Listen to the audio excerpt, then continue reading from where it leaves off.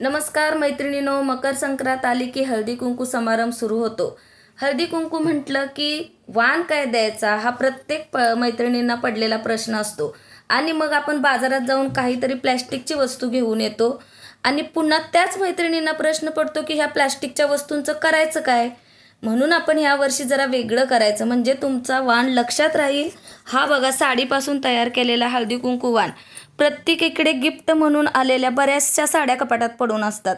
अशीच एखादी साडी शोधून भन्नाट वाण तयार करा आणि असे उपयोगी वाण देऊन तुम्हीही आपल्या मैत्रिणींच्या लक्षात राहाल आणि तुमचा वाणही लक्षात राहाल आणि तुम्ही एक नवीन वाणाची ट्रेंडही सेट करताय.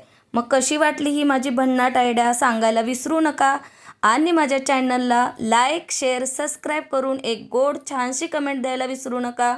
आणि हे बघा, पुढे अजून वेगवेगळ्या प्रकारच्या अशा वस्तूही तुम्ही तयार करू शकता. तिळगुळ घ्या, गोड गोड बोला.